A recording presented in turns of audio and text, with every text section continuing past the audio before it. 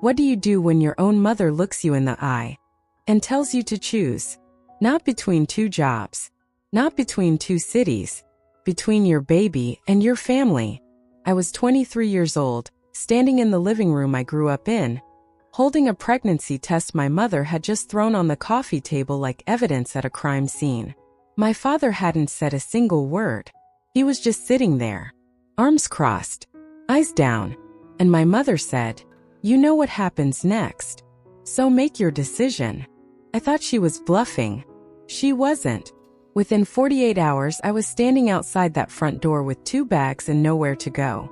No money, no plan, and a baby growing inside me that nobody in that house wanted me to keep. That was 10 years ago. I built a life from nothing. I raised my daughter alone. I did everything they said I couldn't. And then 1 decade later, my phone rang. It was my mother. And what she said in the first 10 seconds of that call completely destroyed everything I thought I had moved on from. Stay with me, because this story doesn't go where you think it does. What does it feel like when the people who named you unname you? Not a fight, not an argument that blows over by morning. A full, clean, permanent erasure like you never existed in their story at all. Most people think that only happens in movies, or to people who did something unforgivable. I used to think that too. Right up until the morning it happened to me. 6 weeks before everything collapsed, life looked completely ordinary. I was 23, working a reception job at a dental clinic, paying my share of the bills at home, coming down for dinner every night, passing the salt, watching whatever my father had on the television. Normal, unremarkable, safe. My parents had rules, everyone in that house knew it, but rules felt like walls I had learned to live inside. I didn't question them. I just moved carefully around them. That's what you do when you've been doing it your whole life. You stop noticing the cage because you've memorized every corner of it. My mother ran the house like a schedule. Breakfast at 7:30. Shoes off at the door. No guests without 24 hours notice. My father ran it like a reputation. What the neighbors thought. What the extended family heard. What story they were all living inside. I was part of that story. The good daughter. The quiet one. The one who didn't cause problems. And for 23 years I played that role without missing a single line. Then I missed my period. I didn't tell anyone for 2 weeks. I bought the test from a pharmacy 3 towns over. Paid cash. Stuffed the receipt in a bin outside.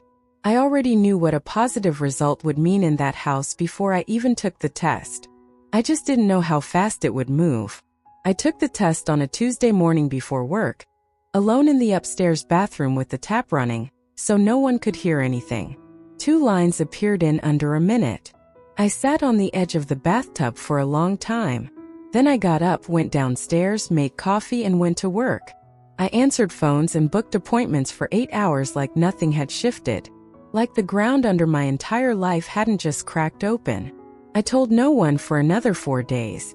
And then my mother found the test. I don't know how. I thought I'd buried it deep enough in the bathroom bin.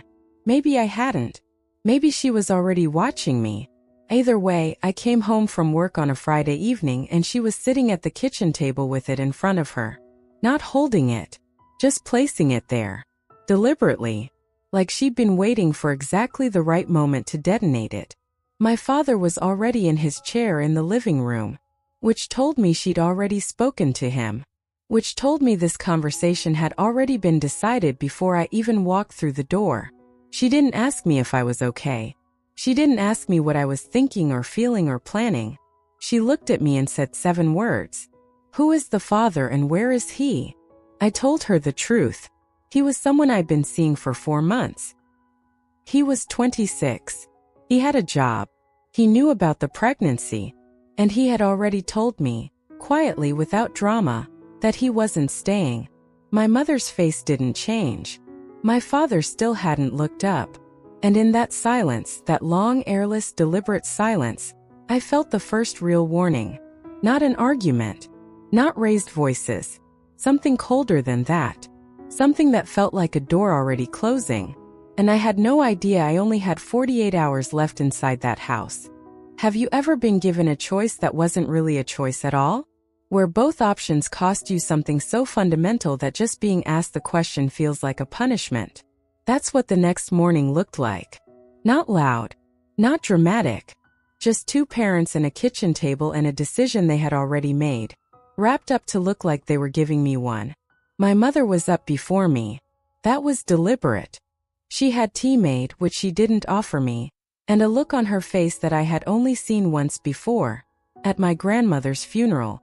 Closed. Decided. Done with grieving something and ready to move forward.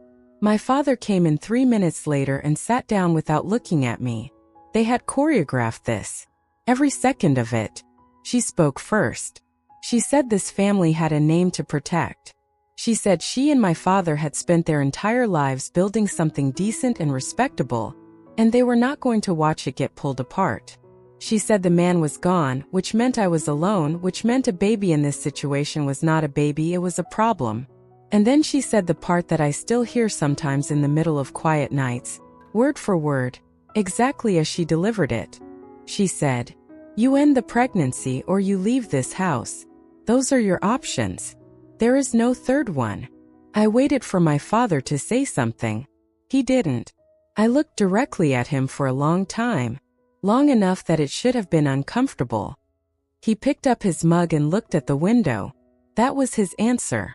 Not silence as hesitation. Silence as agreement. He had signed off on this before breakfast. I asked her if she was serious. She told me she had never been more serious about anything. I asked her what happens if I choose the baby. She said, "Then you choose it without us." No raised voice. No tears. No trembling lip. She said it the same way she would say, "Pick up milk on the way home." Like it was practical. Like I was a logistical issue being resolved over morning tea. I stood in that kitchen and felt something I had never felt before inside that house. Not fear. Not sadness. Something closer to the feeling you get when you realize you never actually knew someone. That every warm memory you have of a person was just a version of them you invented because you needed it to be true. She gave me 48 hours to decide. I spent most of that time in my room. I didn't eat much. I didn't sleep. I sat on my bed and I went through every version of every possible outcome. I thought about what it would mean to stay, what I would have to do to stay, what I would have to live with, and then I thought about what it would mean to leave. 23 years old. No savings worth speaking of. A job that paid just enough to cover my share of this house. Nowhere to go. Nobody immediately waiting to catch me. And a baby that had done absolutely nothing wrong. On the second morning I came downstairs with my answer. My mother was at the table again. Same seat. Same expression. She looked at me and waited. I told her I was keeping the baby. She nodded once. Slowly. Like she had already packed my bags in her head the night before. She stood up, walked to the hallway and said, "I'll give you until this evening." Not angry. Not devastated. Just done. And that terrified me more than anything she could have screamed. Have you ever walked out of a place knowing, not hoping, not fearing, but actually knowing you will never walk back in? That feeling doesn't announce itself. It doesn't arrive with dramatic music or slow motion. It arrives quietly, like the last page of a book turning over before you're ready for the story to end. That evening I pulled 2 bags from the top of my wardrobe. I didn't take everything. There wasn't time and honestly there wasn't point. I took clothes, my documents, a photograph from my bedside table that I almost left behind and then didn't.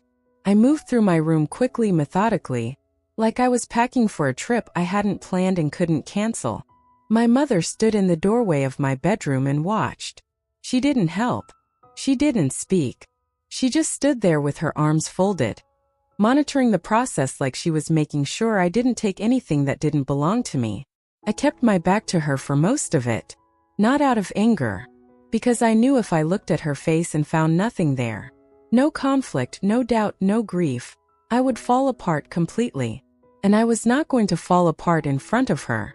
That was the one thing I could control in that moment, and I held on to it with everything I had. My father was downstairs. I carried both bags to the front door, set them down. Went back to the kitchen where he was sitting and I stopped in the doorway. I looked at him. He was reading something. Or pretending to. His jaw was tight. His shoulders were up near his ears. He knew I was standing there. He made a decision not to turn around. I stood there for 10 seconds. Then I picked up my bags and walked out. The door closed behind me and the latch clicked in that small, ordinary sound. A sound I had heard 1,000 times leaving for work, leaving for school, leaving for everywhere and nowhere. Landed differently this time. Final. Clean. Like a full stop at the end of a sentence that had been building my entire life. I sat in my car for a few minutes. Just sat there. The house lights were on inside. Warm and yellow through the curtains. From the outside it looked exactly like a home. From the outside you would never know what had just happened in there. I started the engine and pulled away, and I didn't look in the rearview mirror because I already knew what I would see. Nothing. Just a house on a street that had already moved on without me. I drove to my friend Kara's place. We had known each other since school. I had called her from my room while I was packing. 30 seconds, no details, just, "Can I come over? I need somewhere tonight." She had said yes without a single question. That mattered more than she knew. I slept on her sofa that night. She made toast I didn't eat and sat beside me and didn't try to fill the silence with solutions. There was nothing to solve that night. We both knew it. At some point she went to bed and I lay in the dark in a house that wasn't mine, in a life that looked nothing like it had 24 hours ago, with a baby growing inside me that nobody in my family wanted me to have. And I thought one thing over and over. Not what do I do now? Not how do I fix this? Just is she going to call? She didn't call that night. Or the next morning. Or the morning after that. And somewhere between waiting for a call that never came and watching my savings account like it was a timer counting down, something shifted in me. Quietly. Without ceremony. I stopped waiting. And that scared me more than leaving ever did. How long can you hold yourself together when everything practical is falling apart at exactly the same time as everything personal? That's not a hypothetical. That was my Tuesday. My Wednesday. Every morning for the next 6 weeks after I left that house. Because grief doesn't pause for logistics. The baby didn't pause for grief. And the bills didn't pause for anything. Kara's sofa bought me 10 days. She never once made me feel like a burden, but I felt it anyway. That particular weight of existing in someone else's space when your own has just been taken from you. By day 8, I was already scanning rental listings on my phone at 2 in the morning. By day 10, I had a short list. By day 11, I had signed a lease on a 1-bedroom flat that was small enough that I could touch both walls of the kitchen if I stretched my arms out. It cost more than I could comfortably afford.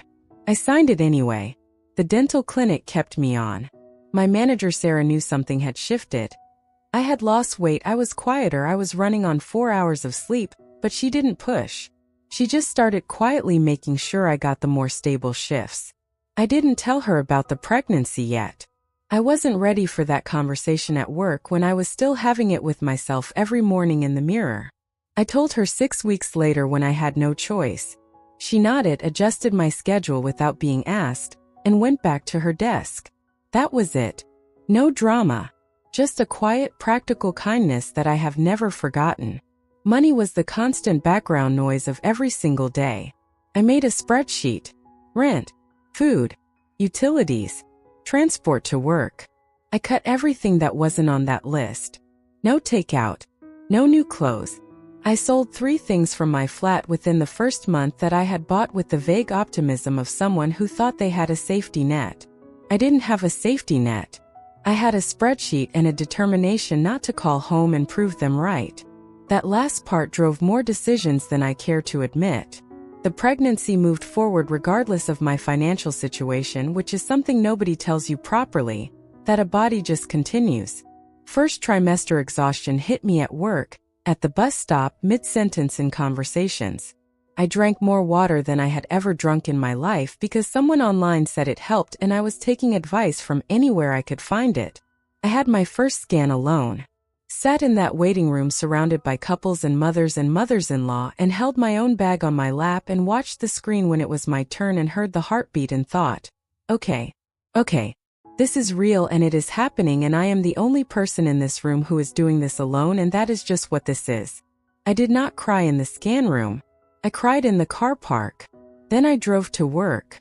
I called Kara that evening and told her everything was fine and the baby looked healthy, and she cried on the phone, which made me laugh for the first time in weeks. That laugh felt strange in my mouth, like something I had forgotten I was capable of. I held on to it for the rest of that night. The weeks stacked up. The bump grew. The flat stayed small. The spreadsheet stayed tight. And somewhere in the grinding, unglamorous machinery of just surviving, I started to find a rhythm. Fragile. Imperfect. Mine. But there was something else growing underneath all of it. Something I hadn't expected and didn't have a name for yet. A quiet building dread about one specific moment still coming. The birth. And the empty chair that would be beside me in that room. What is the one moment in a woman's life when she should never, under any circumstance, be alone? I already knew the answer. I had known it for 7 months. I had just spent 7 months building walls around that knowledge so I could keep functioning, keep working, keep eating, keep pretending that the empty chair beside me in every scan room was just a chair, and not a symbol of everything that had been taken from me in a single kitchen conversation. But walls don't hold forever. And on a Thursday night in November at 11:47, my body decided it was time, and every wall I had built came down at once. The contractions started while I was folding laundry. Called Kara first. She answered on the second ring, already moving before I finished the sentence. I called the hospital. I packed the bag I had repacked 4 times in the previous 2 weeks because packing it gave me the feeling of control I didn't actually have. Kara arrived in 19 minutes. I timed it. I was standing at the door with my bag when she pulled up, and she took one look at my face and didn't say anything reassuring or dramatic. She just took the bag, put it in the boot, and drove. The hospital was bright and loud and smelled exactly like the dental clinic, which struck me as strange in the middle of a contraction. A midwife named Helen took over from the moment we arrived. Efficient, warm, no nonsense. She checked everything, explained everything, asked me who my support person was. I pointed at Kara. Kara waved from the corner like she'd been doing this her whole life. Helen nodded and moved on. They settled me into a room and the night stretched out long and slow and relentless. At some point around 3 in the morning, in a gap between contractions, I picked up my phone. I opened my mother's contact. I stared at it for a long time. Long enough that Kara noticed from across the room and came and sat beside me without being asked. She didn't say don't. She didn't say do. She just sat there. I put the phone down, face down on the mattress, and I didn't pick it up again. That was the last time I almost called them. My daughter arrived at 6:22 in the morning. Friday. Gray November light coming through the blinds. Helen placed her on my chest and she was warm and furious and absolutely certain of her own existence in a way that hit me somewhere I don't have a proper word for. I looked at her face. This complete, specific, entirely new face that had never existed before and now did, because of a decision I had made alone on a sofa in a house that wasn't mine 7 months ago. Kara was crying in the corner. I wasn't. I was completely still, completely present. Like every scattered piece of the last 7 months had suddenly arranged itself into the only shape that mattered. I held her and the room went quiet around me in a way that had nothing to do with sound. I named her on the spot. A name I had been circling for weeks without committing to. The moment I saw her, it was simply correct. I told Helen. Helen wrote it down.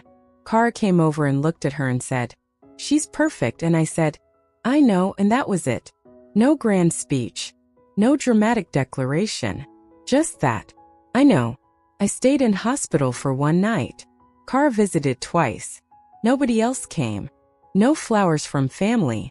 No calls to the ward phone. Nothing. I checked my phone once before I slept that first night. No messages. I plugged it in, turned it face down, and looked at my daughter instead. She was enough. She was going to have to be. Do you know what nobody tells you about starting over with nothing, while keeping a human being alive at the same time? That it isn't one big dramatic struggle. It's 1,000 small ones. Every single day. Before 7 in the morning. The first week home from the hospital, My flat felt simultaneously too small and too quiet. Too small because there was a baby, and a baby requires an astonishing quantity of physical objects for something that weighs 8 pounds. Too quiet because there was no one else. No footsteps in the hallway. No voice from another room. Just me and her, and the specific silence of a life that had been stripped back to its absolute essentials. I had 6 weeks of maternity pay. I had written the number down and divided it by the weeks and knew exactly how long I had before the spreadsheet stopped working. 6 weeks sounds like a grace period. It isn't. It's a countdown. I treated it like one. Kara came over 3 times that first week. She held the baby so I could shower, eat something hot, stare at a wall for 10 minutes without someone needing me. Those 10 minutes were not small. I did not take them for granted. I had never in my life been so grateful for 10 consecutive minutes of nothing. My daughter did not sleep in predictable blocks. Nobody's does, but you don't fully absorb that information until you're standing in a kitchen at 3 in the morning holding a screaming infant, swaying side to side, trying to remember if you've eaten since yesterday lunch. I ate a lot of toast that first month. I became genuinely expert at doing things one-handed. Pouring a kettle, brushing my teeth, sending a work email. One-handed competence became its own quiet pride. I went back to work at 8 weeks. Earlier than I wanted. Later than the spreadsheet wanted. Sarah adjusted my hours without making it a conversation. I found a childminder 2 streets from the clinic. A woman named Pat who was in her 50s and had raised 4 children and looked at my daughter on the first meeting like she was simply another child who needed looking after. No pity. No questions about the father or the family. Just, she'll be fine, I'll send you a message at lunch. I almost hugged her. I didn't. I drove to work and sat in the car park for 3 minutes before going inside. The routine built itself day by day. Wake. Feed. Drop off. Work. Collect. Feed. Bath. Sleep. Repeat. It wasn't beautiful. It wasn't what I had imagined my life at 23 would look like. But it held. Every day it held, and that holding was everything. My daughter started smiling at 10 weeks. A real smile, not the reflexive kind. She smiled at me first, in the morning light coming through the bedroom curtains, and I was so unprepared for it that I laughed out loud in an empty room. I wrote the date down in a notebook I had started keeping. First smile. I kept writing things down after that. First laugh. First time she grabbed my finger. First time she rolled over and looked stunned by her own achievement. Nobody else was recording these moments. That was simply the fact of it. I was the only witness to her becoming herself. And somewhere in the writing it down, in the deliberate act of making her milestones matter on paper, I started to feel the shape of something. Not happiness exactly. Not yet. But the outline of it. Then she started asking questions. Small ones at first. Then one afternoon, out of nowhere, she asked me one I had been dreading since the day she was born. And I had no prepared answer. Not one that was true. How do you explain to a child that the people who should love her most have never once tried to meet her? She was 4 when she asked the first time. We were at a birthday party for one of the kids from her nursery. Both sets of grandparents were there for the birthday child, loud, present, passing the birthday girl between them like a prize. My daughter watched them for a long time from beside me. Then she looked up and asked, "Where are your mommy and daddy?" Just like that. Clean and direct, the way only 4-year-olds can be. I told her they lived far away. She accepted that and went back to her juice cup. I spent the rest of that party looking at the wall above the snack table. She asked again at 6. More specific this time. She wanted to know why they never visited. I told her some families are complicated. She thought about it and said, like a puzzle with missing pieces? I said yes. Exactly like that. She nodded seriously, and that was the end of it. Children have a remarkable capacity to file things away when an adult sounds certain enough. I had learned to sound certain even when I was constructed entirely out of uncertainty. At 7 she found a photograph. I had kept one. A single photograph from Christmas years before. My parents and me at the dining table before everything. I had kept it in a book on the shelf, tucked between pages, Not displayed but not destroyed. She found it while pulling books out the way children do, indiscriminately, looking for something else entirely. She brought it to me and pointed at my mother and asked who she was. I told her it was my mom. She looked at the photograph for a long time, then looked at me and said, "She looks like you." I said yes. She put the photograph down and went back to her books. I moved the photograph that night, somewhere harder to find. The years had their own momentum. She started school. She made friends. She became a person with opinions about her sandwiches and strong feelings about which coat she would and wouldn't wear. My world rebuilt itself around her schedule, her needs, her becoming. The flat got slightly less small when I moved us to a 2-bedroom when she was 5. The spreadsheet got slightly less tight when I got a promotion at 26. Life was moving forward in real measurable ways. But grief doesn't move forward on the same schedule as life. It sits in one place and waits for you to walk past it again. I walked past it every Mother's Day, every Christmas. Every time someone at work mentioned their parents casually, "My mom makes the best," or "My dad called this morning," the way people mention things they don't know are weapons. I never corrected them. I just smiled and moved the conversation forward. I tried dating at 27. Met someone careful and decent who asked good questions and genuinely tried. It lasted 8 months. He wanted to understand the family situation. I explained it once clearly without drama. He said all the right things. But I watched him on the phone with his mother one evening, laughing at something ordinary, and felt a distance open up between us that had nothing to do with him personally. I ended it quietly. He deserved someone whose damage wasn't still this load-bearing. Then came year 10. My daughter was 9. She had started asking sharper questions by then, the kind that don't accept complicated as an answer anymore. She wanted a real explanation. I was 3 days away from finally sitting down and giving her one. And then my phone rang. Number I hadn't seen in a decade. Still saved. I had never deleted it. I stared at it for 5 full rings. And then I did something that surprised even me. What do you do when the person who destroyed your life calls, and some broken, stubborn part of you still recognizes their number after 10 years? 5 rings. I counted them. Standing in my kitchen, dish towel in my hand, my daughter in the next room doing homework. 5 rings and the phone just sitting on the counter vibrating like it was trying to crawl off the edge. My mother's name on the screen. Not Mom. I had changed it years ago to just her first name. Margaret. Clinical. A contact like any other. Except my hands had gone completely still, and the dish towel was on the floor and I hadn't moved in 15 seconds. I answered on the 6th ring. I don't know why. I had rehearsed this moment in my head more times than I would admit to anyone. In every version I let it ring out. In every version I was composed and unbothered and completely indifferent to whatever was on the other end. In 0 versions did I answer on the 6th ring with a dish towel on the kitchen floor and my heart going at twice its normal speed. I said hello. She said my name. That was all it took. Just my name in her voice after 10 years. And something I had spent a decade carefully constructing cracks straight down the middle without my permission. I didn't say anything back. I waited. I was not going to make this easy for her. Whatever this was.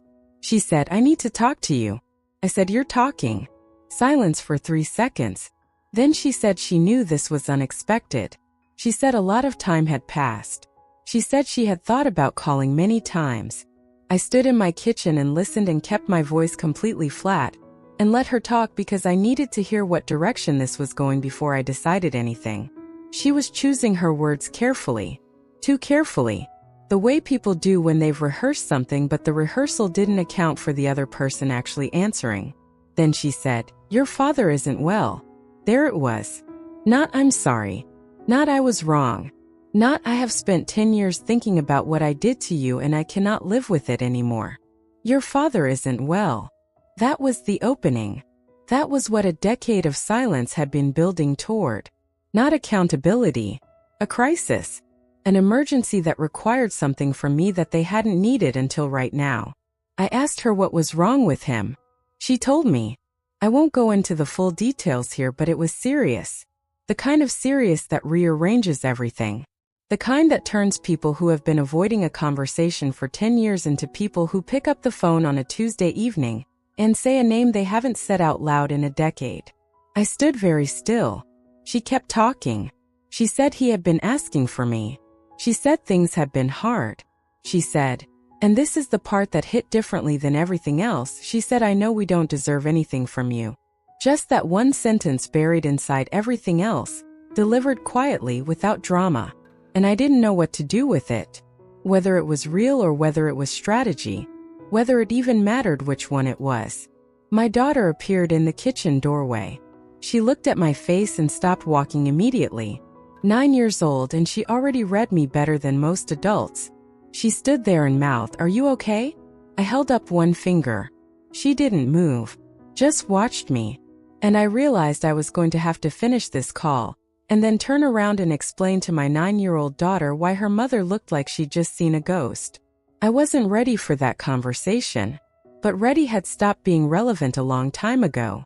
Have you ever had a conversation that answers one question and opens 10 more? All of them worse than the first?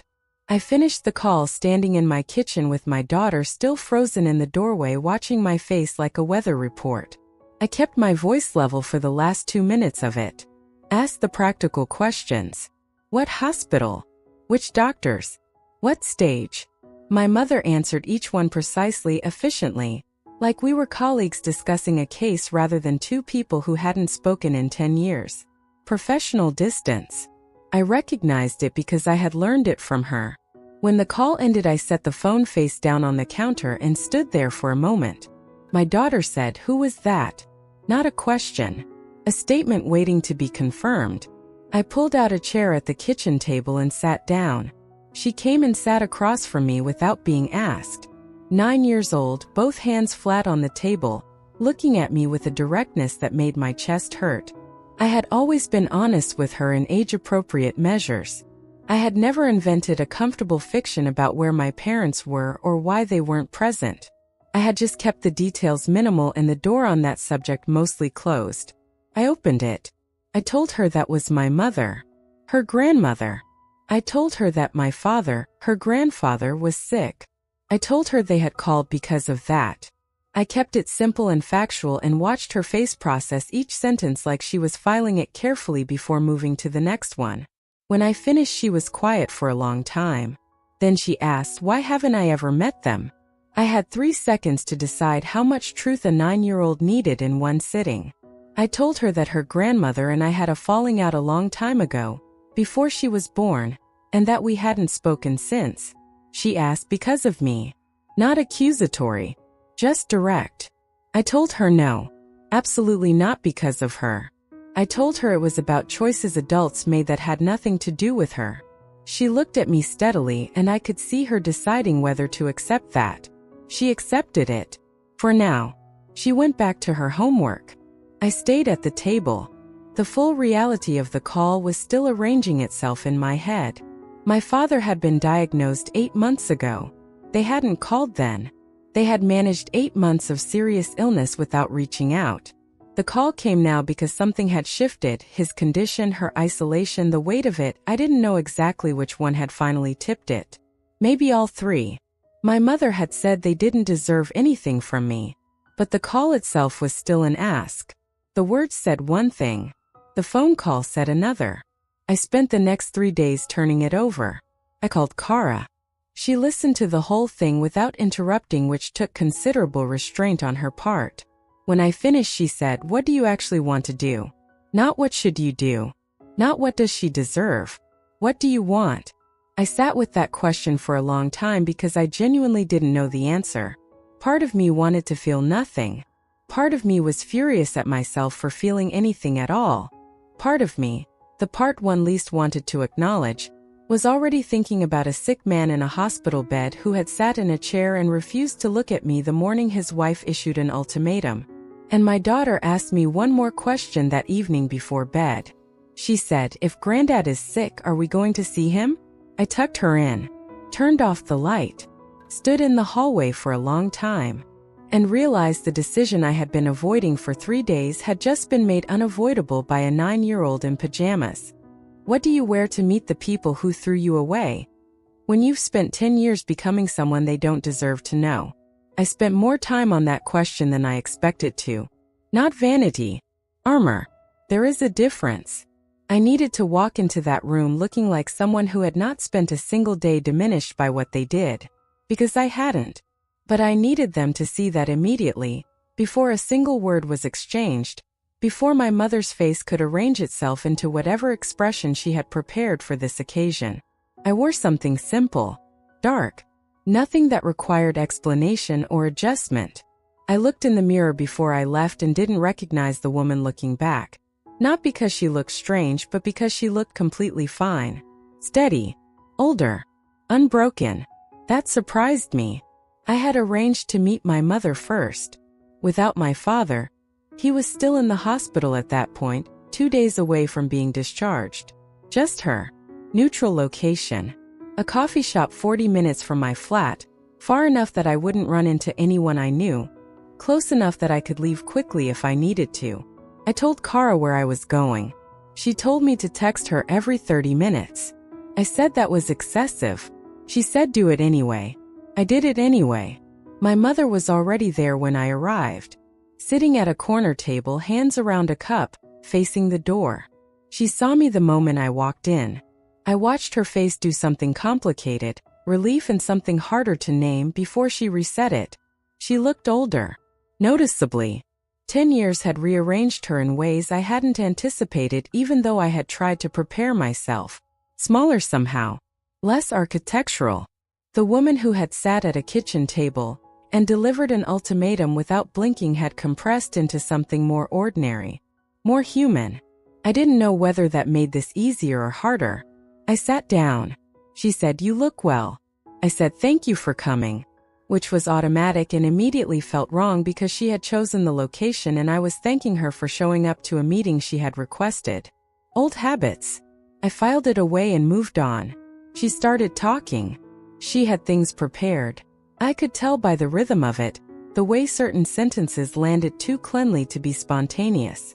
She talked about my father's illness, the timeline, the treatment, what the doctors had said most recently. I listened and asked questions and kept the conversation on the practical track because the practical track was survivable. The other track, the one involving 10 years and a pregnancy test on a kitchen table, was still sitting between us, unnamed, taking up most of the available air in the room. Then she went quiet. She looked at her cup, then at me. Then she said, "I know sorry isn't enough." I didn't respond. She said, "I know that. I'm not saying it because I think it fixes anything. I'm saying it because it's true and I've needed to say it for a very long time." I looked at her face for any sign of performance, for the practice quality of the earlier sentences. It wasn't there. Or if it was, she had buried it deep enough that I couldn't locate it. I said, "Why now?" She said, "Because he might not have much time and he wants to know his granddaughter. Not because I'm sorry. Not because I was wrong. He wants to know his granddaughter." The ask was still underneath everything. Dressed differently, but still there. Still the same fundamental structure as a kitchen table ultimatum. Still, "We need something from you." I drove home and sat in the car park of my building. Texted Kara, still alive. Walked upstairs. My daughter looked up from the sofa and said, "How did it go?" And I had absolutely no idea how to answer that. How do you decide whether to open a door that was slammed in your face, when the person knocking is the same one who slammed it? I didn't sleep that night. Not properly. I lay in the dark and ran through every version of every possible outcome the same way I had 10 years ago in that bedroom packing 2 bags. Except this time the bags were invisible and the weight of them was different. This time I wasn't 23 and terrified. I was 33 and clear-eyed, and the decision in front of me wasn't about survival. It was about something more complicated than survival. It was about what I was willing to carry forward and what I was finally willing to set down. In the morning my daughter came into the kitchen already dressed for school, bag on, shoes on, and said, "Have you decided yet?" Just like that. No preamble. No good morning. She poured herself a glass of juice and stood at the counter and looked at me with the particular patience of someone who has learned to wait without fidgeting. I asked her what she thought I should do. She considered it seriously for a moment. Then she said, I think you should do whatever makes you feel like yourself, not what makes them feel better. She picked up her bag and went to school. I sat with that for a long time. I called my mother that afternoon. She answered on the second ring. I told her I had made a decision and I needed her to listen to the whole thing before she responded. She said okay. I told her I would bring my daughter to meet my father. Once. At the hospital on neutral ground on a day I chose for a length of time I controlled. I told her that this meeting was for my daughter, because my daughter deserved to make her own assessment of who these people were. And denying her that wasn't protection, it was my damage becoming her limitation. I told her that this was not a reconciliation. It was not a reunion. It was not the beginning of Sunday dinners and birthday calls and pretending 10 years hadn't happened. My mother said, I understand. I told her I wasn't finished. I told her that if she or my father said one single word to my daughter about the past, about the pregnancy, about why I left, about any version of events that positioned them as anything other than people who had made a serious mistake, I would leave and she would not get another call. Ever. I told her my daughter's image of herself was not available as collateral for their guilt or their need for absolution. Silence on the line. Then my mother said, that's fair. Not defensive. Not negotiating. Just that's fair. 2 words that did more than the apology in the coffee shop because they weren't trying to do anything. They were just an acknowledgement. Plain and undecorated. I confirmed the day. Gave her a 2-hour window. Told her I would text when we were leaving. I ended the call. Sat completely still for a moment. And something I had been carrying since I was 23. Not the anger had dissolved years ago. But something older and heavier than anger, something closer to waiting, shifted. Quietly. Without ceremony. Like a door not slamming but simply closing properly for the first time. I wasn't happy about what they had done. I wasn't pretending it was resolved. But I was done letting the unfinished business of it take up space in a life they had no part in building. I picked up my phone and texted Kara. Taking her to meet them Thursday. Kara replied in 4 seconds, are you sure? I replied no. Doing it anyway. She sent back a single word. Good. And for the first time in 10 years, I agreed with her completely. What happens when the story you survive becomes the story that saves someone else? Thursday arrived the way significant days always do, unremarkably. My daughter ate her usual breakfast. Complained about her shoes being tight. Asked if she could have the window seat in the car. I said yes. She climbed in and plugged her earphones in and watched the streets go by like this was any other journey to anywhere. I drove and kept both hands on the wheel, and didn't tell her that my stomach had been in a knot since 5 in the morning. We parked at the hospital at 2:15. She pulled her earphones out, looked at the building, looked at me. Said, are you nervous? I said a little. She said, me too. Then she opened the car door and got out first. 10 years old. Walking toward a hospital entrance like she was leading and I was following. Which I realized was exactly what was happening. My mother was waiting in the corridor outside my father's room. She saw my daughter first. I watched her face do something it had never done in the kitchen 10 years ago. Cracked. Completely and immediately. She pressed her hand to her mouth and just looked at her. This child who existed because I had walked out of a door with 2 bags and nowhere to go. And whatever composure she had prepared dissolved in about 4 seconds. My daughter looked at her and said, are you my grandma? My mother said yes. My daughter nodded once and said okay, and walked toward the room. My father was sitting up in the bed. He had aged significantly. The solidity I remembered, the man who could fill a door frame and silence a room without speaking, had thinned out into something more fragile. He looked at my daughter when she walked in and his jaw tightened the way it does when someone is refusing to cry in front of people. My daughter walked directly to the chair beside his bed and sat down and said, Mom says you've been sick. He said yes. She said, are you getting better? He said he was trying to. She said, good, and looked at the monitors beside the bed with the focused curiosity of someone filing away information. I stood in the doorway. My father looked at me over her head. He said my name. I said, hi, Dad. That was it. No speech. No rehearsed apology in front of my daughter. No performance. Just my name in his voice and 2 words back in 10 years of silence acknowledged in the space between them. It wasn't resolution. It wasn't forgiveness wrapped in a bow. It was just 2 people in a room who had once known each other very well, separated by a decade of consequence, finding the smallest possible foothold back towards something human. We stayed 1 hour and 40 minutes. My daughter talked more than anyone. She told my father about school, about her best friend, about the book she was currently reading and why she thought the ending was wrong. He listened to every word. My mother brought terrible coffee from the machine down the hall, and I drank it without complaining. Nobody said anything about the past. Nobody tested the terms I had set.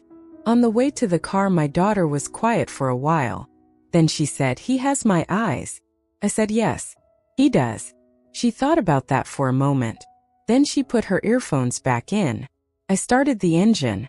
And somewhere on the drive home, between the hospital and our street, between everything that had happened and everything still ahead, I thought about the woman who had stood outside a front door 10 years ago with 2 bags and a decision and absolutely nothing guaranteed. She had no idea what she was building. She built it anyway. And it turned out to be enough. Turned out to be more than enough. If you have ever been told to choose between who you love and where you belong, this story was for you. And if you chose yourself, even when it cost everything, you already know how it ends. You build anyway. And it holds.